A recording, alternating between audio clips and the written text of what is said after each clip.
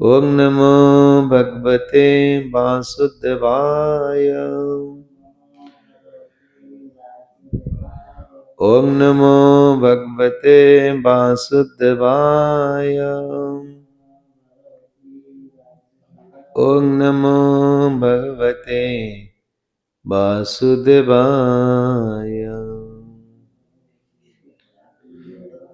ग्रंथराज श्रीमद्भागवतम की श्रीमद्भगवद गीता पाठ की गौर प्रेमानंदे। सर्वप्रथम जगद्गुरु श्रील प्रभुपाद चरण कमल अनंत कोटि कोटि बार दंडवत प्रणाम जनाए। कृपा भिक्षा करी प्रभु से नीलाद्रीनाथ जगन्नाथ बलदेव सुभद्रा महारानी गौर राधा गोविंद चरण कमल अनंत कोटि दंडवत प्रणाम जनाए। कृपा भिक्षा करी श्रोता वैष्णव मन चरण दंडवत प्रणाम जनाए। श्रीमद् भगवद गीतार सप्तम अध्याय श्लोक नंबर 20 में पाठ करिया को पाठ करछे। काम तय तय हृत ज्ञानम प्रपद्यन्ते अन्य देवता तम तम नियमम अस्ताय प्रकृत्य नियता स्वया। कामे तय तय हृत ज्ञान प्रपद्यन्ते अन्य देवता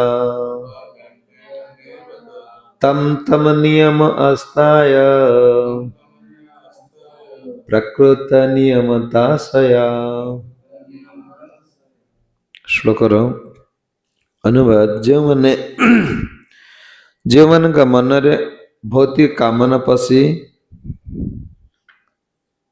विकृत होइछे से माने देवता मानक शरणापन्न हुअन्ति एवं सेमानकर प्रकृति अनुजाई निर्दिष्ट पूजा विधि और नियम मान अनुसरण करती।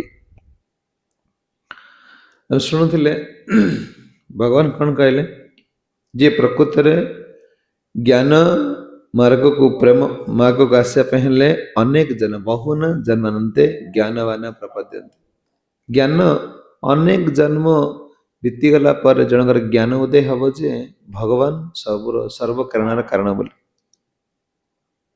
ए माने कौन स महात्मा सुदुर्लभ ए महात्मा मान सबुठु मनुष्य मान भीतर श्रेष्ठ विरल देखिया क्वचित क्वचित मिलते। माने ए माने परंपरा द्वारा आसंती ए परंपरा आसिकी ए माने कृष्ण प्रेम प्राप्त हो पारन। हे भगवान कहते अर्जुन यही भाया महात्मा मान सुदुर्लभ बहुत भाग्यवान आ दुर्लभ लोक देखिया बहुत कौन कम एवं समस्त भाग्य आसे ना। तेरे अर्जुन प्रश्न पचार आपन जदि समस्त प्रकार जीवन को कौन कर आपण समस्त जीवन को उद्धार कर अर्थ जिज्ञासु अर्थात ज्ञानी आपण समस्त निजर बोली भावुं जी आप शरण आसला आपण कौन उद्धार करेंगे अर्थ आसु अर्थार्थी आसु ज्ञानी आसु कौन जिज्ञासु आसु आपण पाखे समस्त समान। आपण जो मैंने ज्ञान को प्रेम स्तर को आसिले आपण कहले ए मानले महात्मा सब महात्मा सुदुर्लभ। अच्छा जो मान देवता मान पूजा करते से महात्मा नुहति क्वेश्चन कर खाली कृष्ण तुम खाली इस्कनिया वाला महात्मा आ के महात्मा नुहति जो क्वेश्चन कर ना तो मन आसो ना कि कौन खाली ये तमें खाली खाली पूजा आ समस्त निंदा कर सी बाबा को निंदा कर सी देवता मन निंदा कर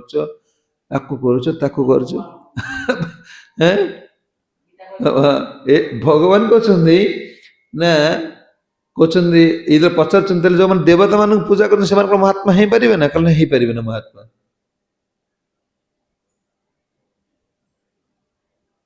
बरछा देवता मान पूजा जे कर महात्मा नुहति। अच्छा जो मैंने तथाकथित भगवान को पूजा कर कौन स्थिति कौन हम जो मैंने बाबा को भगवान बोली भावुं ଏମାନଙ୍କ ସ୍ତର କୋଉ ଲେବୁଲ ଅଛି ଜାଣିବାକୁ ପଡିବ। ଭଗବାନ କହୁଛନ୍ତି କଣ କଣ ତୁମେ କହୁଛ କଣ ନା ଯୋଉମାନେ ମତେ ଦେବତା ମାନଙ୍କୁ ପୂଜା କରୁଛନ୍ତି କହିଲେ କାମ ତେ ହୃତ ଜ୍ଞାନ ପ୍ରପଦ୍ୟନ୍ତି ଅନ୍ୟ ଦେବତା। ଯେଉଁ ବ୍ୟକ୍ତିର ଜ୍ଞାନ କାମନା ଦ୍ୱାରା ହରଣ କରାଯାଇଛି ସେ ଲୋକ ଅନ୍ୟ ଦେବତା ମାନଙ୍କର କଣ ଶରଣରେ ଆସନ୍ତି। ଏମାନଙ୍କର ଜ୍ଞାନ ଉଚ୍ଚତର ନୁହେଁ। ଏଇମାନଙ୍କର ଜ୍ଞାନ କହୁଛନ୍ତି କଣ ନା ଯେଉଁ ଲୋକ କୃଷ୍ଣଙ୍କର ଶରଣରେ ରହେ ସେ ସର୍ବୋଚ୍ଚ ଜ୍ଞାନ ପ୍ରାପ୍ତ ହେଇଛି। ଯେ ଭଗବାନ ଭାବୁନେଉଛି ମୋର ସର୍ବ କିଛି କୃଷ୍ଣଙ୍କୁ ତାର ସର୍ବୋଚ୍ଚ ଜ୍ଞାନ ମାନେ ତାଠାରୁ ଆଉ ତାର ନିମ୍ନ ଜ୍ଞାନ ନୁହଁ। ସେ ପାଠ ନ ପଢୁ ସର୍ବୋଚ୍ଚ ଜ୍ଞାନ କହିଲେ ଯେ ଭଗବାନଙ୍କ ଶରଣରେ ଆସୁଛନ୍ତି ସେ ସର୍ବୋଚ୍ଚ କାରଣ ଯିଏ ଅନ୍ୟ ଦେବତା ମାନଙ୍କ ଶରଣରେ ଆସୁଛନ୍ତି ତାର ଜ୍ଞାନର କିଛି ଅଭାବ ଅଛି, ପୂର୍ଣ୍ଣ ଜ୍ଞାନ ନୁହେଁ। ପୂର୍ଣ୍ଣ ଜ୍ଞାନ କି ଯିଏ ଭଗବାନଙ୍କ ଶରଣରେ ଆସିନି ଆଉ ଅଲଗା ଦେବତା ମାନଙ୍କ ଶରଣରେ ଆସିଛି ସେମାନଙ୍କର ପୂର୍ଣ୍ଣ ଜ୍ଞାନ ନାହିଁ। ରାବଣର ପୂର୍ଣ୍ଣ ଜ୍ଞାନ ହେଲା କି ସେ ରାମକୁ ବୁଝିପାରିଲେ ନା ମା ସୀତାକୁ ବୁଝିପାରିଲେ। ତାଙ୍କ କହିଲେ ଯୋଉମାନେ ଭଗବାନ ଭଜନ କରୁଛନ୍ତି ତାଙ୍କର କିଛି ଜ୍ଞାନ ଆବଶ୍ୟକତା ନାହିଁ। ଯେଉଁମାନେ ଭଗବାନଙ୍କର ସେବା ଶରଣରେ ଆସୁନାହାନ୍ତି ସେମାନଙ୍କର କିଛି ଊଣା ଅଛି, କିଛି ବାକି ଅଛି ଆଉ କରିବାକୁ। ତାଙ୍କର ପୂର୍ଣ୍ଣ ଜ୍ଞାନ ନାହିଁ। କୋଉମାନେ ଭଗବାନ କହୁଛନ୍ତି ଯେଉଁମାନେ ମୋର ଶରଣରେ ଆସୁନାହାନ୍ତିନି ସେମାନଙ୍କର କଣ ପୂର୍ଣ୍ଣ ଜ୍ଞାନ ନୁହନ୍ତି, ତାଙ୍କର ଜ୍ଞାନର କିଛି ଅଭାବ ଅଛି। ଯୋଉ ଅଭାବ ପାଇଁ ସେମାନଙ୍କର କଣ ନା ଅଲଗା ଦେବତା ମାନଙ୍କୁ ପୂଜା କରୁଛନ୍ତି। କହୁଛନ୍ତି ଜ୍ଞାନ କଣ କୋଉ ଜ୍ଞାନର ଅଭାବ ଅଛି? ଜ୍ଞାନର ଅର୍ଥ ହଉଛି ମାନବ ଜୀବନ ଏଥିପାଇଁ ମିଳିଛି ଜନ୍ମ ମୃତ୍ୟୁ ବନ୍ଦନ ଫାଶରୁ ଏ ଆତ୍ମାକୁ ମୁକୁଳେଇବାକୁ। ଯେ ଜନ୍ମ ମୃତ୍ୟୁ ଯୋଉ ଫାଶ ପଶିଛି ଏ ମୃତ୍ୟୁ ଫାଶରୁ ଆତ୍ମାକୁ କିନ୍ତୁ ବାହାର କରିବ ଏଥିପାଇଁ ମାନବ ଶରୀରଟା। କହୁଛନ୍ତି ଯେଉଁମାନଙ୍କର ଜ୍ଞାନ ଭୌତିକ କାମର ଦ୍ୱାରା ହରଣ କରାଯାଇଛି ସେମାନେ ଭାବନ୍ତି ଯେ ଇଏ ଜୀବନ ଓ ଆସନ୍ତା ଜୀବନର ଇଏ ଜୀବନରେ ମୁଁ ଭଲରେ ରହିବି, କିଛି ମିଳିଗଲା କିଛି ସୁବିଧା ସୁଯୋଗ ମିଳିଲା ତାହେଲେ ସେ ଭାବନ୍ତି ନା ବଡ ସଫଳତା ମିଳିଛି। ଏ ଜୀବନରେ ତୁମେ ଯାହା ଚାହୁଁଛ ସେ ଖାଉଛ, ଯାହା ଚାହୁଁଛ ସେଟା ପିନ୍ଧୁଛ, ଯାହା ଚାହୁଁଛ ସେ ଘର ଦ୍ୱାର କରିପାରୁଛ, ଯେମିତି ଗାଡ଼ି ଚାହୁଁଛ ସେମିତି କଣ ଚଢି ପାରୁଛ। ଆମେ ଭାବି ନେଇଛେ ଏଇଟା ଗୋଟେ ବଡ ସଫଳତା ମତେ ମିଳିଗଲା। ପ୍ରପାତ କହୁଛନ୍ତି ଏମାନେ କଣ କହୁଛନ୍ତି ନା ଏମାନେ ଅଲଗା ଦେବତା ମାନଙ୍କୁ ପୂଜା କରି ଭାବନ୍ତି ଯେ ମତେ ଏଇ ଜନ୍ମରେ ଯଦି କିଛି ସଫଳତା ମୋର କାମନା ଅନୁସାରେ କିଛି ମିଳିଗଲା ଏଟା ମୋର ସବୁଠୁ ବଡ ସଫଳତା ହେଇଛି। ମୁଁ ଯାହା ଚାହିଁଲି ସେୟା ଖାଇଲି, ସାଙ୍ଗେ ସାଙ୍ଗେ ମାରିଦେଲି, ଏଇ ଜିନିଷ ଆସି ପହଞ୍ଚିଗଲା। ମୁଁ ଯେମିତି ଚାହିଁଲି ସେମିତି ମାଳ ପିନ୍ଧିଲି, ଯେମିତି ଚାହିଁଲି କଣ ସେମିତି ମୋର ଯାହା ଚାହିଁଲି ସେଟା ମିଳିଯାଉଛି। ବାସ୍ ସେ ଭାବୁଛି ତାର ମତେ ଗୋଟେ ବଡ ସଫଳତା ମିଳିଗଲା। ଭୌତିକ ଜଗତ କାରାଗାର, କାରାଗାରରେ ଥିବା ଦେବତା ମାନେ ଜଗୁଆଳି ତାଙ୍କୁ ଦାୟିତ୍ୱ ଦିଆଯାଇଛି। ଆମେ ସବୁ ଗୋଟେ କଏଦୀ ଏଇ ଭୌତିକ ଜଗତ କାରାଗାର ଆର ଜଗୁଆଳି ହେଲେ ମାନେ ଦେବତା ମାନେ, ଆମେ ଗୋଟେ କଏଦୀ ଭୋଗ କରୁଛେ, କଷ୍ଟ ପାଉଛେ ଏଠି। ତାହେଲେ ଦେବତା ମାନେ ଜଗୁଆଳି ଅଛନ୍ତି, କଏଦୀ ଯାହା ଚାହୁଁଛି ମୋ ପୁଅ ଗୋଟିଏ କହିବା ଦେଖିଦେବି, ସେ ସବୁଠୁ କଣ ଲେଖି ଦଉଛି। ମାନେ ସବୁ ସୁବିଧା ସୁଯୋଗ କଣ ଦେବତା ମାନେ ଜଗୁଆଳି ଅଛନ୍ତି ଯେତେବେଳେ ସେ କଏଦୀଙ୍କୁ ସବୁ ଯୋଗାଇ ଦଉଛନ୍ତି। ପାଣି ଦରକାର, କଣ ଖାଇବା ଦରକାର, କୋଉଠି କଏଦୀଙ୍କୁ ହାତରେ ରଖିକି ପାନ ଦରକାର, ଏମିତି ଏବେ ନାହିଁ ଗଞ୍ଜେଇ ମଦ ବି ଚାଲିଲାଣି କୋଉଠି ସେ ଯାଉଛି କେମିତି ଏଇମାନଙ୍କ ମାଧ୍ୟମରେ। କହିଲେ ଜୀବ ଯୋଉ ଜେଲର କଷ୍ଟ ଭୋଗ କରୁଛି ଦେବତା ମାନଙ୍କ ସେ ସମ୍ପର୍କ ରଖି ଏଇ ଜେଲ ଭିତରେ କଣ କଣ ଭଲ ଜିନିଷ ଖାଇବ ତାକୁ ମିଳିଯାଉଛି। ସେ ଜାଣିନେଇ ଯେ କଣ ମାନେ ଏଇ ସେ ଅଧିକ ଦିନ ରହିଯାଉଛି ତାର ପିତାକୁ ଭୁଲି ଯାଉଛି। ଆଉ କଣ ସେଦିନ ଗୋଟେ ଜେଲ ପ୍ରସ୍ତାବ ଲୋକ ଆସିଲା ମନ୍ଦିରକୁ, ଛୁଟିରେ ଆସିଲା। ହଁ ଜେଲ ଛୁଟିରେ ଆସିଲା, କହିଲା ହଁ ସେଠି ଭଲ ହଉଛି ନା। ହଁ କଣ ମୁଁ ଗୋଟେ ଗୀତା ଦେଲି, ତୁ ଗୀତା ନେଇ ପଢ। ହଁ ସେ ଗୀତାଟା ଦେଇ ମୁଁ ଟାଇମ୍ କଣ କରିବି, ଏଠି ତ ଏତେ ଟେନସନ ନେବାକୁ ପଡୁଥିଲା। ମାନେ ହେଠି କଣ ମାନେ ବଢିଆ ମାନେ ଖାଇବା ପାଇଁ କଣ 2 ଘଣ୍ଟା କରିଦେଲୁ, ଆସ ଖାଇଲୁ ପିଇଲୁ ରହିଲୁ। ମାନେ ସେ ଭାବୁଛି ମତେ ସୁବିଧାରେ ମୁଁ ଏଠି ଅଛି। ଧୀରେ ଧୀରେ ଧୀରେ ଧୀରେ କଣ ତାର ପିତାଙ୍କୁ, ତା ପୁତ୍ରକୁ, ତାର ପତ୍ନୀ କି ସବୁ କଣ ଭୁଲିଯିବ। କାରଣ ଜେଲରେ କାହିଁକି ଏବେ ଜେଲରେ କାହିଁକି ଟିଭି ଲଗା ହଉଛି, ଏତେ ସୁବିଧା କାହିଁକି ଦିଆ ହଉଛି, ତାଙ୍କୁ ଖାଇବାକୁ ଭଲ କାହିଁକି ଦିଆ ହଉଛି, ଆଗ ଭଳିଆ ନାହିଁ। କାହିଁକି ମାନେ ସେ ଯୋଉ ମାନସିକ ଯନ୍ତ୍ରଣା ନ ପାଉ। ସେ କଣ ଏଠି ତାର ଖାଇ ପିଇ ଭଲରେ ରହୁ, ଯାହା ତ କରିଛି କରିଛି, ତା ପାଇଁ ତାର ସିଏ ତାର ଖାଇ ପିଇ ରହିବ। ଆଡେ ସ୍ତ୍ରୀ ଦୌଡୁଥିବ, ତ ପିଲା ଛୁଆ ଦୌଡୁଥିବ ଓକିଲ କତିକି, ତ ଜଜ କତିକି, ନାଇଁ। ଆମେ ନିରଳାରେ କଣ ଜେଲରେ ପଶିଛେ, ଗୁରୁ ଆଚାର୍ଯ୍ୟ ଖାଲି ଦୌଡୁଛନ୍ତି କେମିତି କାଇଁ ଉଦ୍ଧାର ହେବେ। ଏଇ କାହିଁକି ଉଠିଲ ନା, କାହିଁ ଶୁଣିଲ ନା, କାହିଁ ଜପ କଲ ନା। ଏଇ ଜେଲରେ ଯୋଉ ଜିନିଷ ମିଳୁଛି ଆମେ ଭାବି ନେଇଛି କଣ ଆସ୍ତେ ଆସ୍ତେ ଆସ୍ତେ ଆସ୍ତେ ଭଗବାନ ପାଇଁ ଭୁଲିଗଲେ। ଜେଲରେ ଥିବା ଏମାନେ ସେ ସମ୍ପର୍କ ବାନ୍ଧିଦେଲେ, ନିଜର ପିତାକୁ ଭୁଲିଗଲେ। କାରଣ ସେଠି ଏଠି ଭଲ ଖାଇବାକୁ ମିଳୁଛି ନା। ପିତା ପ୍ରତି ଯୋଉ ଦାୟିତ୍ୱଟା ଅଛି, ପତ୍ନୀ ପ୍ରତି ଯୋଉ ଦାୟିତ୍ୱ ଅଛି, ପୁତ୍ର ପ୍ରତି ଯୋଉ ଦାୟିତ୍ୱ ଅଛି, ହେଲେ ଆମେ ଜେଲକୁ ପଶିଗଲେ ଏଇମାନଙ୍କ ଆଉ ତ ବନ୍ଧନ ବାହାରି ପାରିଲେ ନା। ନ ବାହାରି ପାରିଲେ ଯେତେବେଳେ ଆମକୁ ସୁଯୋଗ ଦେଲେ ଦେବତା ମାନେ, ଦେବତା ମାନେ ଯୋଗେଇ ଦେଲେ, ଆମେ ଭାବିଲେ ଏଇମାନେ କଣ, ଏଇ ମୋର ଜନ୍ମିତ ପିତା ମୋର କିଛି ନୁହଁ, ମୋ ସ୍ତ୍ରୀ ମୋର କିଛି ନୁହଁ, ଏ ତ ଖାଇବା ପାଇଁ ଦେଲେ ଆଉ କଣ। ଅଣ୍ଡା ମିଳୁଛି, ଚିକେନ ମିଳୁଛି, ସବୁ ମିଳୁଛି। ଏଠି ସେଇଭଳିଆ ଆମେ ସବୁ ଯାହା ଯାହା ଭାବୁଛେ ଦେବତା ମାନେ ଆମକୁ କଣ ଯୋଗେଇ ଦଉଛନ୍ତି। କହିଲେ କାରାଗାର ଅନେକ ସୁବିଧା ପାଇ ଜୀବ ଭଗବାନ ସହିତ କଣ ସମ୍ବନ୍ଧ କଣ କଲା, ଭୁଲିଗଲା। ଯଦି ମାନେ କେହି ଯଦି ରୋଗରୁ ମୁକ୍ତ ପାଇବାକୁ ଚାହେଁ, ସେ କାହାଙ୍କୁ ପୂଜା କରିବ, ସୂର୍ଯ୍ୟ ଦେବତାଙ୍କୁ। ସୂର୍ଯ୍ୟ ହଉଛନ୍ତି ସୂର୍ଯ୍ୟ ରୋଗ ମୁକ୍ତ କରିଦେବେ। ଯଦି କେହି ସୁନ୍ଦର ସ୍ତ୍ରୀ ଚାହୁଁଛି ବିବାହ କରିବା ପାଇଁ, ସେ ଶିବଜୀଙ୍କୁ ପୂଜା କରେ। ସୁନ୍ଦର ମାନେ ଯଦି କନ୍ୟା ଗୋଟେ ମାନେ କଣ ମାନେ ଝିଅ ମାନେ ସବୁ କୋଉଠି ଯାଉଛନ୍ତି, ଶିବଜୀଙ୍କ କତିକି। ହଁ କାହିଁକି, ସୁନ୍ଦର ବର ପାଇବାକୁ, ଗୁଣବାନ ବରକୁ ପ୍ରାପ୍ତ ହେବା ପାଇଁ ଶିବଜୀଙ୍କୁ ପୂଜା କରନ୍ତି। ଆଚ୍ଛା ଯିଏ ବିଦ୍ୟା ଚାହୁଁଛି, ସେ ସରସ୍ୱତୀ ଗଣେଶ ପୂଜା କରନ୍ତି, ସରସ୍ୱତୀଙ୍କୁ ପୂଜା କରନ୍ତି, ବିଦ୍ୟାଦାତ୍ରୀ। କହୁଛନ୍ତି ତମ ତମ ନିୟମ ଆସ୍ଥାଏ, କିନ୍ତୁ ଦେବତା ମାନଙ୍କୁ ପୂଜା କରିବାକୁ ହେଲେ କିଛି ନିୟମ ଅଛି। ସେ ନିୟମରେ ଯଦି ଦେବତା ମାନଙ୍କୁ ପୂଜା ନ କରିବା, ଦେବତା ମାନେ ଫଳ ଦେବେ ନା। ଦେବତା ମାନଙ୍କର କିଛି ନିୟମ ଅଛି। ଦେଖ ତୁମେ ଶନି ପୂଜା କରିବ ମାନେ, ତୁମେ ଶନିବାର ନ ପୂଜା କରି ରବିବାର ପୂଜା କଲେ ଶନି କୋ ଧରିବେ, ଏଇ ମୋ ବାର ଛାଡିଦେଲ।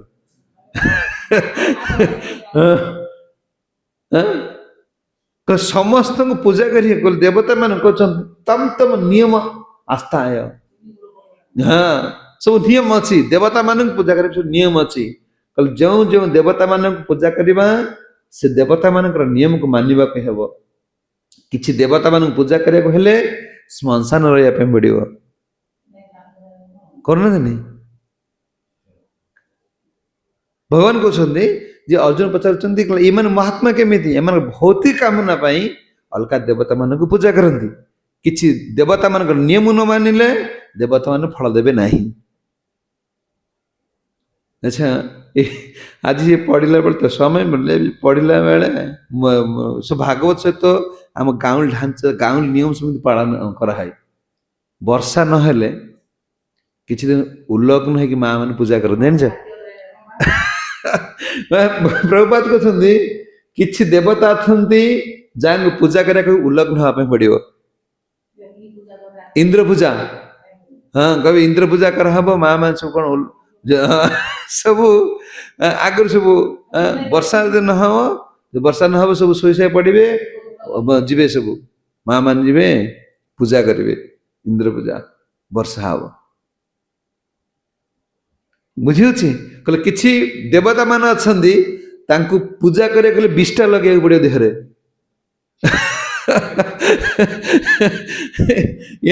ନିଜର ବିଷ୍ଠାକୁ ଦେହରେ ଲଗେଇଲେ ସେ ଖୁସି ହେବେ, ବର ଦେବେ।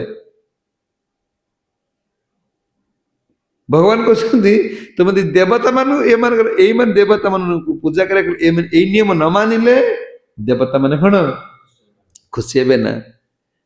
କିଛି କହୁଛନ୍ତି ଗୀତା ଭଗବାନ କହିଛନ୍ତି ମତେ ପୂଜା କରିବା ପାଇଁ କୌଣସି ନିୟମ ନାହିଁ। ପତ୍ରಂ ପୁଷ୍ପಂ ଫଳତୋୟମ୍ ଜିମେ ଭକ୍ତା ମତେ ଯେମିତି ଯୋଉ ଅବସ୍ଥାରେ ଯାହା ଦେଲେ ବି ମୁଁ ଖୁସି ହେଇଯିବି। କହିଲେ ଭଗବାନଙ୍କୁ ଖୁସି କରିବା ବହୁତ ସହଜ। ଦେବତା ମାନଙ୍କୁ ଖୁସି କରିବା, ଦେଶକୁ ଖୁସି କରିବା, ପୁତ୍ର ପିଲାମାନଙ୍କୁ ଖୁସି କରିବା, ପତ୍ନୀ କନ୍ୟା ସ୍ୱାମୀଙ୍କୁ ଖୁସି କରିବା ବହୁତ ଜଟିଳ। ଏ ସଂସାରରେ କେହି ଖୁସି ନୁହନ୍ତି, କାହାକୁ ଖୁସି କରିପାରିବ ନା। ଜୀବନ ସାରା ଜଣଙ୍କ ଜୀବନ ସାରା କରିଥାଉ, ଟିକିଏ ଭୁଲ ପାଇଁ ସେ ତମ ସବୁ ସାହାଯ୍ୟ ଭୁଲିଯିବ, ନୃଶଂସ ହେଇଯିବ। ଗୋଟିଏ କଥା ଦେଖ, ତୁମକୁ ସବୁ ପ୍ରକାର ବ୍ୟବସ୍ଥା କରାହଉଛି, ପଦେ କଣ କହିଦେଲେ କଣ ମନ୍ଦିରକୁ ଆସିବି ନା। କିନ୍ତୁ ଘରେ ସବୁ ଅସୁବିଧା ଥାଇ ଟିକେ ଯଦି କଣ ଟିକେ କହିଦେଲା, ମୋ ବାପା ମା ଟିକେ ବାପା ମମି ଡାଡି ଡାକିଦେଲେ ପୁଣି ଖୁସି। ଖୁସି ନା ହଉନି? କହିଲେ ଶ୍ରୀକୃଷ୍ଣଙ୍କୁ ପୂଜା କରିବା ଭଗବାନ କଣ କରୁଛନ୍ତି, ପତ୍ରಂ ପୁଷ୍ପମ୍ ଫଳତୋୟ ବହୁତ ସହଜ। ମତେ କିଏ ପତ୍ର ଦେଇଦେଲେ ବି ମୋର କିଛି ନିୟମ ନାହିଁ, କିଛି ନିୟମ ନାହିଁ କୃଷ୍ଣଙ୍କୁ ପୂଜା କରିବାର।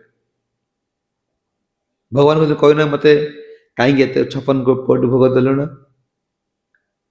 କାହିଁକି ମତେ ଶନିବାର ଡାକିଲୁ ନା ଗୁରୁବାର ନ ଡାକି କାହିଁକି ଶୁକ୍ରବାର ଡାକିଲୁ, କିଛି ନିୟମ ନାହିଁ। କହୁଛନ୍ତି ଶ୍ରୀକୃଷ୍ଣ ପୂଜା କରିବାରେ କୌଣସି ନିୟମ ସ୍ୱଳ୍ପମ ଆପସ୍ୟ ଅଧର୍ମସ୍ୟ ତ୍ରାୟତ ମହତ ଭୟାତ। ସ୍ୱଳ୍ପମ ଆପି ଅସ୍ୟ ସର୍ବସ୍ୟ ଧର୍ମସ୍ୟ ତ୍ରାୟତ ମହତ ଭୟାତ। କ୍ଷଣିକ ଅଳ୍ପ ସମୟ ଯଦି ଆମେ ଦେଖ, ଦିନ ମାନ କେତେ ଟେନସନ ରହୁଛେ, ଘଣ୍ଟେ ଏଠି ହରିକଥା ଶୁଣିଦେଲେ ଦିନ ମାନ ଟେନସନ ଫ୍ରି ହେଇଯାଉଛି। ଏତେ କହୁଛନ୍ତି ଅଜାମିଳ ଭଗବାନଙ୍କୁ ଭଜନ କରିବା ନା କହିଲେ ସ୍ୱଳ୍ପମ ଅପ୍ୟାସ୍ୟ ଧର୍ମସ୍ୟ। ମୋ ପାଇଁ କ୍ଷଣିକ ଟିକେ କିଏ କରିଦେଲେ ବହୁତ ବଡ ବଡ ବିପଦରୁ ତାକୁ ଉଦ୍ଧାର ହେଇଯିବ। ମହତ ଭୟା, ମହତ ଭୟା। ଅଜାମିଳ ଯୋଉ ପାପ କରିଥିଲେ କଣ ମାନେ କେତେ 3 ଜଣ ଦମଦୂତ ଆସିଥିଲେ କାୟ ମନ ବାକ୍ୟରେ। ଆଚ୍ଛା କୋଉ ଅବସ୍ଥାରେ ଥିଲେ? ଶୁଦ୍ଧକୃତ କହୁଛନ୍ତି ନା, ଅଜାମିଳ ତ କିଛି ଶୁଦ୍ଧ ପବିତ୍ର ନଥିଲା। ଯମଦୂତ ମାନେ କହିଲେ ନା, ଅଜାମିଳ ଡାକିଥିଲା ଅଶୁଚି ଅବସ୍ଥାରେ, ମାନେ ମୃତ୍ୟୁ କଣ ଆମକୁ ଦେଖିକି ସେ ମଳମୂତ୍ର ତ୍ୟାଗ କରିଦେଲା, ମୃତ୍ୟୁ ଶଯ୍ୟାରେ ପଡିଛି। ସେଇ ସମୟରେ ଗାଧୁଆ ନାହିଁ ପାଧୁଆ ନାହିଁ କିଛି ନାହିଁ, ଖାଲି କଣ ନାରାୟଣ ଡାକିଦେଲା। କହିଲେ ଏଇ ମାତ୍ର ନାମର ଆଉ କିଛି ନାହିଁ, ଖାଲି ନାରାୟଣ ବୋଲି କହିଦେଇଛନ୍ତି। ଅନ୍ତିମ ସମୟରେ ମହତ ଭୟା, କେତେ ବଡ ବିପଦରୁ ରକ୍ଷା ପାଇଗଲେ। ଖାଲି କିଛି ପଇସା ଦେଇଛନ୍ତି କି ଭଗବାନଙ୍କୁ? ପଇସା ଦେଇଛନ୍ତି କି ନା ତୁଳସୀ ଦେଇଛନ୍ତି କି ନା କଣ ପତ୍ର ପୁଷ୍ପ ଯୋଉ ମାଗିଛନ୍ତି ଭଗବାନଙ୍କୁ କିଛି ଦେଇନାହାନ୍ତି ତ? ଅଜାମିଳ ଦେଇଛନ୍ତି କି? ଖାଲି ନାରାୟଣ। ପୁଣି ପୁତ୍ରକୁ ସଂକେତ କରିକି ପ୍ରଭୁଙ୍କର ନାମ କରିଦେଲେ, ପୁଅକୁ ଡାକୁଛନ୍ତି ନାରାୟଣ। ବିଷ୍ଣୁତ ମାନେ ଯମଦୂତ ମାନେ କହୁଛନ୍ତି ଆଚ୍ଛା ଭଲସେ ନାରାୟଣ ଡାକିଥାନ୍ତା କି? ନାରାୟଣ ମାନେ ଡରିକି ଛାନିଆରେ ଡାକି ଦଉଛି। ବିଷ୍ଣୁତ ମାନେ କଣ କହୁଛନ୍ତି? ଉଚ୍ଚ ସ୍ଥାନରୁ ପଡିଯିବା ସମୟରେ ଯଦି ଭଗବାନ ନାମ ନେଇଗଲା, ଭୟରେ ଯଦି କଣ ନାମ ନେଇଗଲା, ଖେସେକି ଯଦି ନାମ ନେଇଗଲା, ନାମ ପ୍ରଭୁ କୃପା କରେ। ଅବହେଳାରେ ଥଟା ପରିହାସ କରିକି ନାମ ନେଲେ ବି ମଧ୍ୟ କଣ ନାମ ତାକୁ ସେ ଭଗବାନଙ୍କର କୃପା ଫଳ ଅଛି। ଅଜୟନ୍ତ ପୁତ୍ରଙ୍କ ସଂକେତ ନାରାୟଣ ତ ତା ପୁତ୍ର ନାଁ ନୁହଁ ନା, ତା ପୁଅକୁ ଡାକି ପାରେ କିନ୍ତୁ ନାରାୟଣ ତା ପ୍ରଭୁଙ୍କ ନାଁ। ଆଚ୍ଛା କେତେ ବଡ଼ ବିପଦ ସେ ସମୟରେ, ନା ଧନ ନା ପରିବାର, ଯୋଉ ବେଶ୍ୟା ପାଇଁ କଣ ନିଜର ପିତାମାତାଙ୍କୁ ଛାଡ଼ି ଆସି ରହିଥିଲେ ନା, କେହି ଆସିଲେ ତା ପାଖକୁ। କେତେ ବଡ଼ ମହତ୍ ଭୟରୁ ସେ ରକ୍ଷା ପାଇଲେ। ନାରାୟଣ ଭଗବାନ କହୁଛନ୍ତି ସ୍ୱଳ୍ପମ ଅପି ଅସ୍ୟ ଧର୍ମସ୍ୟ ତ୍ରାୟତ ମହତ୍ ଭୟ। ଆମେ ଯୋଉ କ୍ଷଣିକ କ୍ଷଣିକ ଭଗବାନଙ୍କ ନାମ କରୁଛେ, କଥା ଶୁଣୁଛେ, ଜପ କରୁଛେ, ସେବା କରୁଛେ, ଆମେ କଲା ପରେ ଭୁଲି ଯାଉଛେ, ଆମେ ଶୁଣିଲା ପରେ ଭୁଲି ଯାଉଛେ, କିନ୍ତୁ ଯାହା କଥା ଶୁଣୁଛେ ସିଏ ତ ମନେ ରଖୁଛନ୍ତି ନା ଏତିକି ସମୟ ମୋ କଥା ସେ ଶୁଣୁଛି, ମତେ ଭଲ ପାଇଛି ବୋଲି ମୋ କଥା ଶୁଣୁଛି ନା, ମତେ ଭଲ ପାଇଛି ବୋଲି ମୋର ସେବା କରୁଛି, ମୋର ନାମ କରୁଛି। ସେ କିନ୍ତୁ ଭୁଲିଯିବେ, କହିଲେ ଭୁଲିବେ ନା ଭଗବାନ ଇଏ ସଂସାରର ସମସ୍ତ ହଉଛନ୍ତି ବେଇମାନ। ଯାହାର ସ୍ୱାର୍ଥରେ ବାଧା ପଡ଼ିବ ସେ ଗୋଡ଼ରେ ପେଲି ଦେବେ, ଗୋଡ଼ରେ ଆଡ଼େଇ ଦେବେ। ଭଗବାନ ଏକମାତ୍ର ବନ୍ଧୁ ଯିଏ କେବେ ବି ଜୀବକୁ କଣ ଯୋଉ ଯୋଉ ଜନିକି ଯାଅ ତୁମ ପାଖରେ ଥିବେ। ଇଏ ତ ଅଲଗା ଜଣକୁ ଯିବେ ନା। ଆରେ କରୋନା ହେଇଗଲା ସମୟରେ ଦେଖିପାରିଲେ ନା, କେହି ତ ଛୁଇଁଲେ ନା, ପରମାତ୍ମା ବାହାରି ପଳେଇଲେ କି ଭିତରୁ। ପ୍ରତ୍ୟେକ ମୁହୂର୍ତ୍ତରେ ସେ ଆମ ପାଖରେ ରହିବେ। ଏ ସଂସାରରେ ଯାହାର ସ୍ୱାର୍ଥର ବାଧା ପଡ଼ିବ ସିଏ କଥା ତ କହିବ ନା ଗୋଡ଼ରେ ପେଲି ଦେବ ତୁମକୁ। ଭଗବାନ ଏକମାତ୍ର ବନ୍ଧୁ ଯେ କୌଣସି ସମୟରେ ତୁମକୁ ସେ ଛାଡ଼ିବେ ନା। ପ୍ରଭୁପାଦ କହୁଛନ୍ତି ପିତା ପୁତ୍ରର ସମ୍ବନ୍ଧ, ଯେ ପିତା ପୁତ୍ରର ସମ୍ବନ୍ଧ ଯୋଡ଼ିବାଟା କଣ କଷ୍ଟକର କି? ତମେ କାଲି କଣ କହୁଥିଲ, ନିତାଇ ତମକୁ ଚିହ୍ନି ପାରିଲା, ଚିହ୍ନି ପାରିବ ନା କହିଲେ ନା, କହିଲେ ଏଟା ପିତା ପୁତ୍ର ସମ୍ବନ୍ଧ, ପରମାତ୍ମାଙ୍କର ଆମ ଅଂଶ, ପରମାତ୍ମାଙ୍କର ଅଂଶ ମାନେ ବୁଝିବା ତ କଷ୍ଟ ନୁହେଁ, ତାଙ୍କ ସହିତ ସାମିଲ ହେବା ତ କଷ୍ଟ ନୁହେଁ। ଯେହେତୁ ପରମାତ୍ମାଙ୍କ ଦେବତାଙ୍କର ଅଂଶ ଜୀବ ନୁହଁ, ଆତ୍ମା ପରମାତ୍ମାଙ୍କର ଅଂଶ, ଯେହେତୁ ଆତ୍ମା ପରମାତ୍ମା ସହିତ ମିଶିବା ଏତେ କଷ୍ଟ ନୁହେଁ। ତାକୁ ଚିହ୍ନିଯିବ, ଫଟାଫଟ ଚିହ୍ନିଯିବ। ଆଉ ଯଦି ନ ଚିହ୍ନିବ, ଦେଖ ଆମେ କଥା ଶୁଣିଲା ବେଳେ କାହିଁକି ଏମିତି ଖୁସି ଲାଗୁଛି, କାହିଁକି ଏତେ ଆନନ୍ଦ ମିଳୁଛି, ନାମ କଲାବେଳେ କାହିଁକି ଏତେ ଆନନ୍ଦ ମିଳୁଛି, ଭଗବାନଙ୍କୁ ଦର୍ଶନ କଲେ କାହିଁକି ଏତେ ଖୁସି ଲାଗୁଛି? କାରଣ ଇଏ ସମ୍ବନ୍ଧଟା କଣ ଅନାଦି ଆଦି କାଳରୁ ତାଙ୍କରି ଅଂଶ ନା, ତାଙ୍କ ଅଂଶ ତାଙ୍କ ସହିତ ମିଶିବା ଏତେ କଣ ଜଟିଳ ନୁହେଁ। ଭଗବାନ କହୁଛନ୍ତି ସ୍ୱଳ୍ପମ ଅପ୍ୟସ୍ୟ ଧର୍ମସ୍ୟ ତ୍ରାୟତ ମହତ୍ ଭୟା। ମୋ ପାଇଁ ଯେ କ୍ଷଣିକ ଅଳ୍ପ ଟିକେ କରିଦେବ, ବିରାଟ ବିରାଟ ବଡ଼ ବିପଦ କଣ ସେ ରକ୍ଷା ପାଇଯିବ।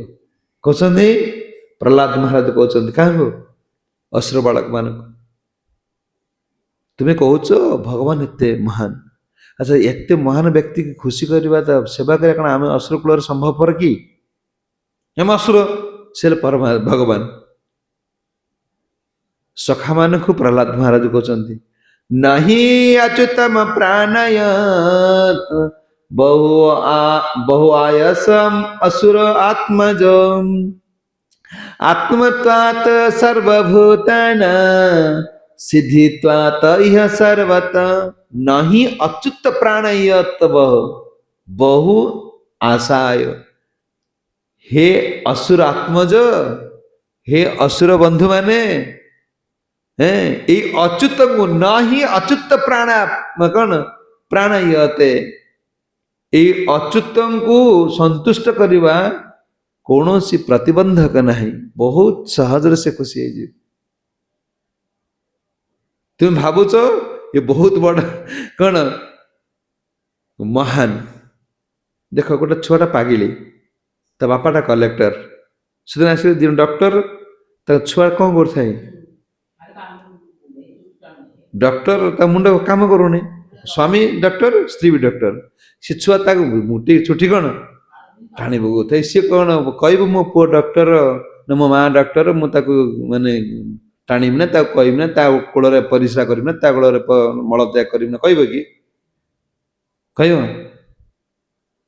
सी जिते डॉक्टर हो से जो इंजीनियर हो बा कलेक्टर हो ता छुआ ता ऊपर कौन परिश्रा करिवो ता ऊपर मलत्याग करिवो ता चुटी धरिकी टाणिवो सी ता छुआ पाखरे कौन बाघ हम ये आंठेब तापर बस हसब ना नहीं से छुआ ऑफिस से बाप ऑफिस गला बेलू ऑफिस तार घर सी खाली घर को आस बाप नहीं ये कलेक्टर आइले कम से कलेक्टर ता छुआ गला बेलू ता छुआ आज मुति पकड़ कहले भगवान जिते बड़ होता जीव तांकर ना से कौन जहाँ करले भी मोर जीव भाभी भगवान भाभी नहीं खाली मोर शरण मत बापा तो किसी कलेक्टर कौन समस्त सिना थी किंतु क्या क्षेत्र बापा डाक शुणु न ना समस्त गोटे जिलार दायित्व नौ कई तो बापा डाक घर को आसा डाडी डाडी डाडी कहला कहले असंख्य जीवर दायित्व भगवान नौ कई कृष्ण कृष्ण डाक तुम कौन हरे कृष्ण कृष्ण कृष्ण हरे हरे हरे राम राम राम हरे नाम कले कौन हम ना भगवान को ये मोर ये देश कौन गोटे जिलार दायित्व नौ कि जिलार कोडी माने कौन 5 लाख 7 लाख लोक अच्छा कई डाडी बोल डाकुना कलेक्टर ये मन दुख घर गला बेलू डाकी डाकी दौड़ी खुशी होती असंख्य जीव अच्छा पशु पक्षी कीट पतंग असंख्य जीव अच्छा हेले कई हरे कृष्ण कही पार भगवान खुशी होना समस्त दायित्व नौ बाघर दायित्व नौ सिंहर दायित्व नौ माछर दायित्व नौ पक्षी मान दायित्व नौ सब दायित्व नौ किए खाइब केमती रहा कौन बुद्धि दौरान दायित्व केमती ने बुद्धि दौरान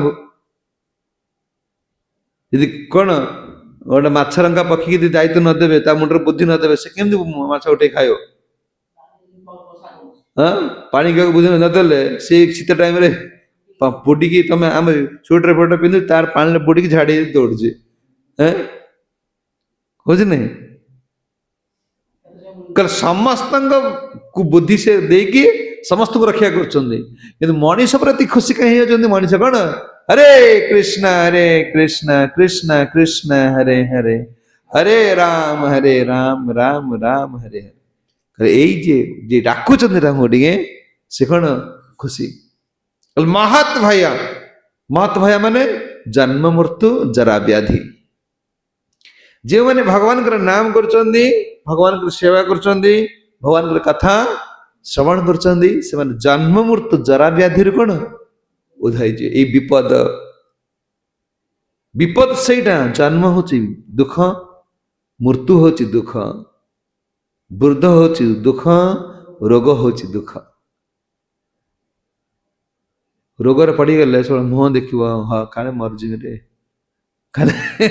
खाली देखे शुणी पके मरजा कथा से खाली भाव तो कौन कर ये पिला छुआ ये दायित्व से चलिए केमी छाड़े जमदूत मैंने आसीजे खाली भाव केमी मरबी छुड़ते जी कौन कर पु को डाक बापू आ मु तो पलि जी आगे तो ये टंका सब अच्छे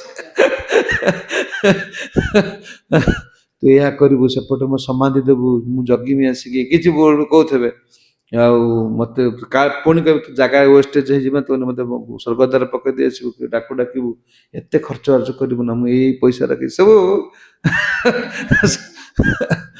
सब से कहीद कारण जानलानी मुझे रही ना ना मान भारी दुख तक लगुच सी चलिए केमी कौन ये हे दैव मत रक्षा कर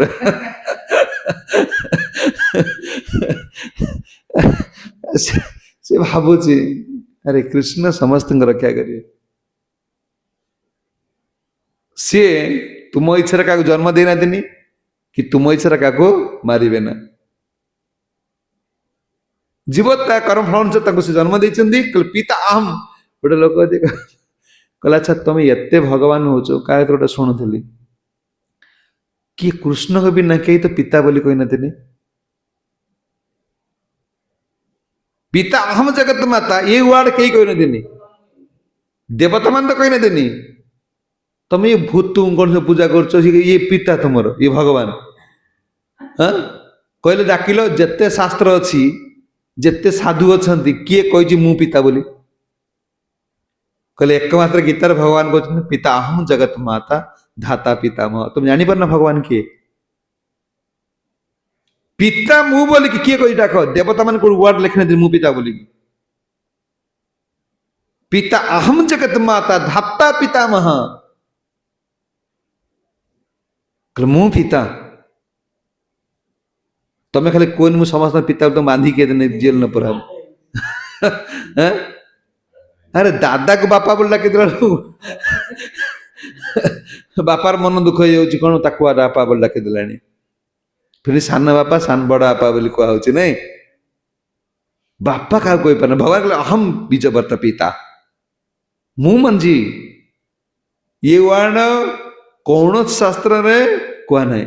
ଭଗବାନ ଅର୍ଜୁନଙ୍କୁ ଯାହା କହୁଛନ୍ତି ଅହମ ଜଗତ ପିତା, ଖାଲି ତୁମର ପିତା ନୁହଁ, ଜଗତ ପିତା। ତୁମେ କେମିତି କହୁଛ ଏ ଭଗବାନ ସେ ଭଗବାନ ସେ ଭଗବାନ? ଆରେ ବାବାଙ୍କ ପଛରେ କଣ ଦୌଡୁଛ?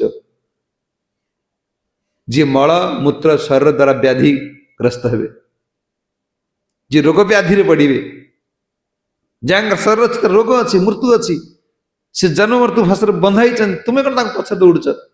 ସେ କିନ୍ତୁ ଭଗବାନ ହେଇଯିବେ। ଭଗବାନ କହୁଛନ୍ତି, କହିଲେ ଆତ୍ମ ଅର୍ଜୁନକୁ ମାନେ ପ୍ରହ୍ଲାଦ ମହାରାଜ କହୁଛନ୍ତି ନାହିଁ ଅଚ୍ୟୁତ ପ୍ରାଣୟତ ବହୁ ଆଶାୟମ, ବହୁତ ସହଜ ଆଶାୟମ ଅସୁର ଆତ୍ମଜ। କାହିଁକି ଆଶାୟ, କାହିଁକି ସହଜ ନା ଆତ୍ମତ୍ୱ ସର୍ବଭୂତାନ। ସିଏ ଆତ୍ମା ରୂପରେ ସମସ୍ତଙ୍କ ଶରୀର ଭିତରେ କଣ ଅଛନ୍ତି, ସିଦ୍ଧିତ୍ୱାଧ୍ୟ ସର୍ବତ୍ର। ୟାଙ୍କୁ ପାଇବା ଏତେ କଣ ମାନେ କଷ୍ଟ ନୁହେଁ, ବହୁତ ସହଜ। ଆଚ୍ଛା, ସିଏ ଅସୁର ବନ୍ଧୁ କଣ କରୁଛନ୍ତି ନା ଭଗବାନଙ୍କୁ ପାଇବା କିଛି ନିୟମ ନାହିଁ। ନା ବୁଢା ଲୋକ ଡାକୁଛି ଭଗବାନ ଶୁଣିବେ ନା, ନା ଟୋକା ଡାକୁଛି ତା କଥା ଶୁଣିବେ, ବୁଢା ଡାକୁଛି ଶୁଣିବେ ନା, ରୋଗରେ ପଡିଲେ ତା କଥା, ଏ ରୋଗରେ କାହିଁ ପଡି ଡାକିଲା ମୁଁ ଶୁଣିବି ନା। ସମସ୍ତେ ଆବାଲ୍ୟ ଯେ ବୃଦ୍ଧ ବୃଦ୍ଧାବସ୍ଥା ହଉ, ମୃତ୍ୟୁ ଶଯ୍ୟାରେ ହଉ, ଯେକୌଣସି ଅବସ୍ଥାରେ ଯିଏ ଡାକିଲେ ମଧ୍ୟ ଭଗବାନ କଣ ଶୁଣିବେ। ପ୍ରକୃତି ନିୟମ ସୟା, ନିଜର ସ୍ୱଭାବ ଦ୍ୱାରା ପ୍ରକୃତି ନିୟମ ଦ୍ୱାରା କଣ ବଶୀଭୂତ ହେଇଛନ୍ତି। କହିଲେ କଣ ନା ପ୍ରକୃତି ନିୟମ ଦ୍ୱାରା ୟାଙ୍କର ସ୍ୱଭାବକୁ ତିଆରି କରିଦେଇଛନ୍ତି। କଣ ପ୍ରକୃତି ନିୟମ? ପ୍ରକୃତିର ନିୟମ କଣ? ସତ ରଜ ତମ ତିନି ଗୁଣ। ଗୁଣ ଦ୍ୱାରା ଏମାନେ କଣ କରୁଛନ୍ତି, ବଶୀଭୂତ ହେଇଯାଇଛନ୍ତି। ଯେତେବେଳେ ସେମାନେ ଅଲଗା ଦେବତା ମାନଙ୍କୁ କଣ ସବୁ ପୂଜା କରୁଛନ୍ତି। ଯୋଉମାନେ ଯେଉଁମାନେ ତମ ଗୁଣର ବଶୀଭୂତ ହେଇଯାଇଛନ୍ତି, ସେମାନଙ୍କ ମୁଣ୍ଡରେ କଣ କାଳ ଭୈରବୀ, ଶ୍ମଶାନ ଭୈରବୀ, ଶନି, ମହାକାଳୀ, ଚଣ୍ଡିକା ଏମିତି ସବୁ ପୂଜା କରିବେ ତମ ଗୁଣର ଲୋକମାନେ। କାଳ ଭୈରବୀ ନାହାନ୍ତିନି କଣ ଉଜ୍ଜୟିନୀରେ ମଦ ମଦ ପିଇବେ, ସେଠି ଭୋଗ ଲାଗୁଛି ମଦ। ଯୋଉଠି ଯିବ ସେ ଦୋକାନକୁ ମୋର ଗନ୍ଧ ଯିଏ ମତେ କହିଲେ ଚାଲ ସେଠିକେ, ମୁଁ ତ ସେଠି କଣ ସେଠି ବାନ୍ତି ମାଇଲା, ମୁଁ କହିଲି ଯିବି କଣ ସେଠିକି, ଆଉ ଯାଇ ହେଲା ନା। ଯୋଉ ଦୋକାନକୁ ଯିବ ସତରେ କଣ ଆଗ ମିଛରେ କହୁଛି ନା, ତାଟ ଆଣିବ, ଫୁଲ ଆଣିବ, ମଦ ବୋତଲ ଆଣିବ, ସେ ସବୁ ଆଣିବ, ସେଠି ଦିଆହବ, ଢଳା ହବ, ଭୋଗ ଲଗା ହବ। କହିଲେ ତମ ଗୁଣର ବ୍ୟକ୍ତି ମାନେ ସେଠି ଦୌଡ଼ିବେ, ଚଣ୍ଡୀ ପାଠ କରିବେ। ହଁ, ଗଭର୍ଣ୍ଣମେଣ୍ଟ ଲାଇସେନ୍ସ ଦେବ କଣ, ସମସ୍ତେ ତାଙ୍କ ଦୋକାନ ଯେମିତି ଫୁଲ ଦୋକାନ ସବୁ ସେ ଧାଡିକେ ଯାଙ୍କ ସେଟା ଭୋଗ ଖାଲି ମଦ ବା କାଳ ଭୈରବଙ୍କ କତିରେ।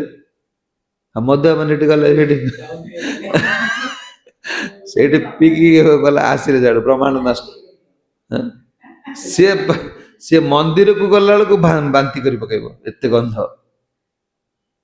ମତେ କହିଲେ ମୁଁ ଏଠି ଯିବି ନା, ମୁଁ ଏଇ ଦୂରରେ ରହୁଛି ନା। ଆଚ୍ଛା ମଧୁଆ କୋଉଠି ଯିବେ? କୋଉଠି? ଆଚ୍ଛା ସିଏ ତ ଗଲେ ଶ୍ରୀମନ୍ଦିର ଗଲେ ତାଙ୍କର ଝାଡା ପରିସ୍ରା ବନ୍ଦ। ସିଏ ଯାଇକି ଅରୁଆ ଅନ୍ନ ଡାଲମା ଖାଇଲେ ତାଙ୍କର ଅରୁଆ ଯିବ ନା ଦେହରେ ନା।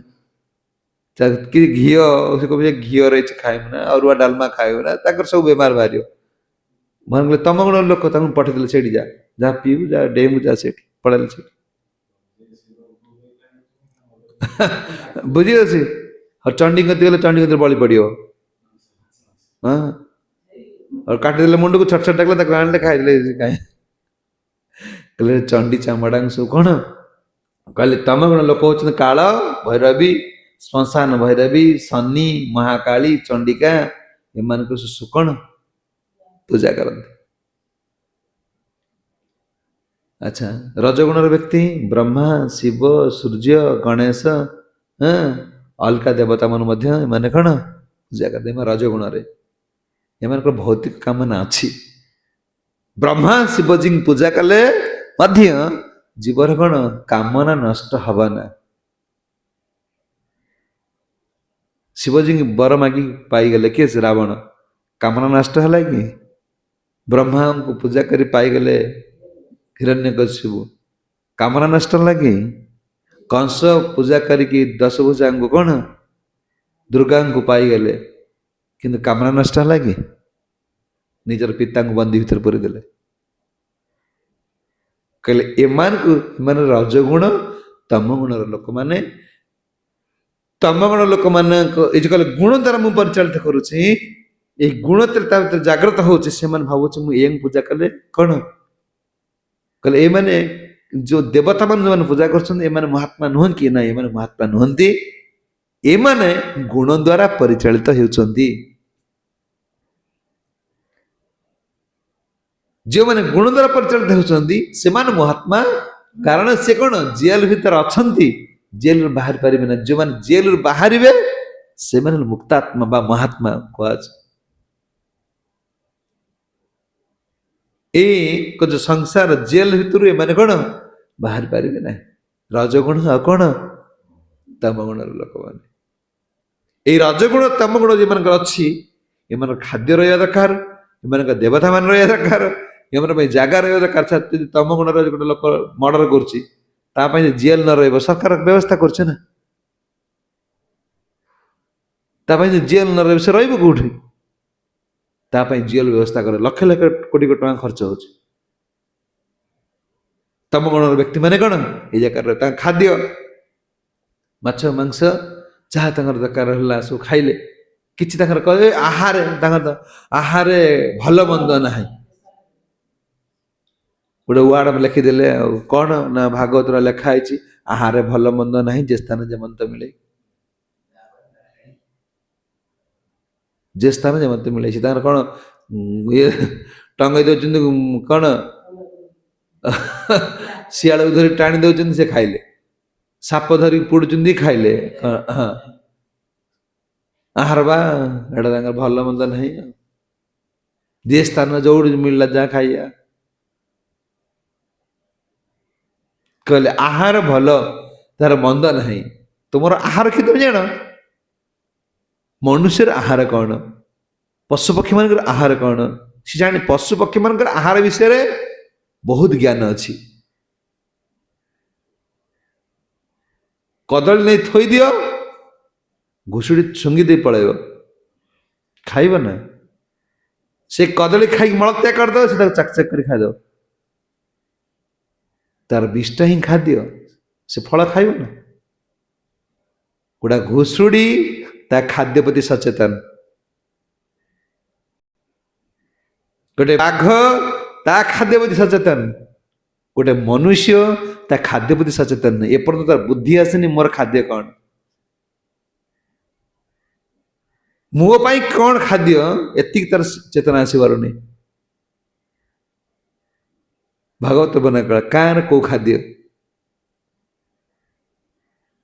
ଖାଦ୍ୟ କିଏ ଖାଇବେ କେମିତି, ତୁମର କାହିଁକି ଦାନ୍ତ ହେଲା, ତୁମର କାହିଁକି ନଖ ଏମିତି ହେଲା, ବଗର କାହିଁକି ଦାନ୍ତ ଏମିତି ଏତେ କଣ ଥଣ୍ଟ ଏତେ ଲମ୍ବା, ତା ବେକ କାହିଁକି ଏତେ ବଡ, ସବୁ ପ୍ରକୃତି ଭଗବାନ କଣ ଜାଣି ଯେ ଇଏ ଏଇଭଳିଆ ଖାଦ୍ୟ ଖାଇ ବଞ୍ଚିବ, ଆପଣ ସେଇଟା ଦରକାର ନା। ତୁମର କଣ ଥଣ୍ଟ ଅଛି?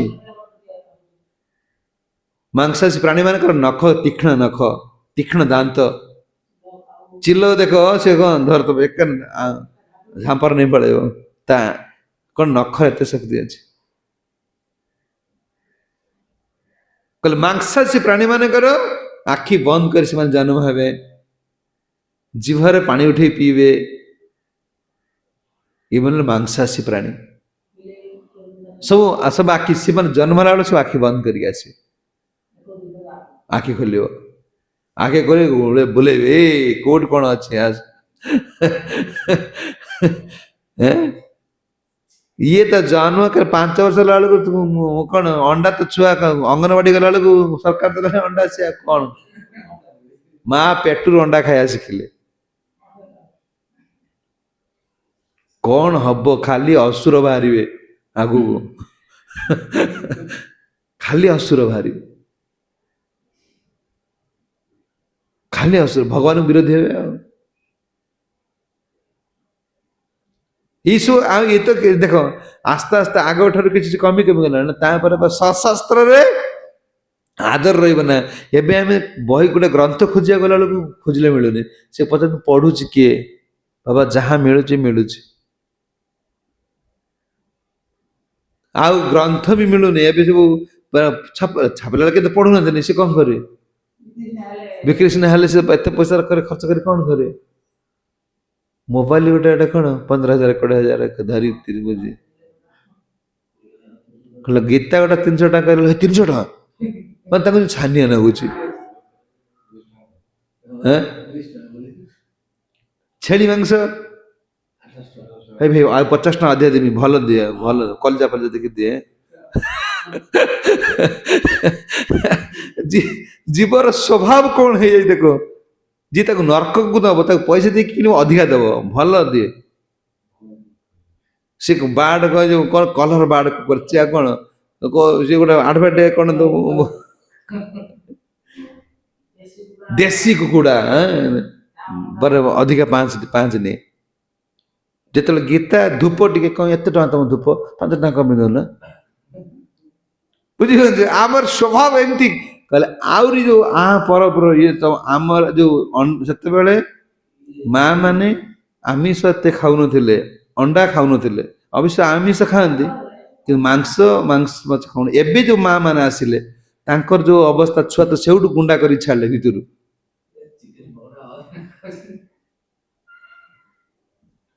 କଣ ଅବସ୍ଥା ହବ ଯଦି ପ୍ରଭୁପାଦଙ୍କ ସୋସାଇଟିରେ ଏ ଯୁବ ଆଶ୍ରୟ ନ ନବ, ସମାଜ କଣ ହବ ଚିନ୍ତା କର।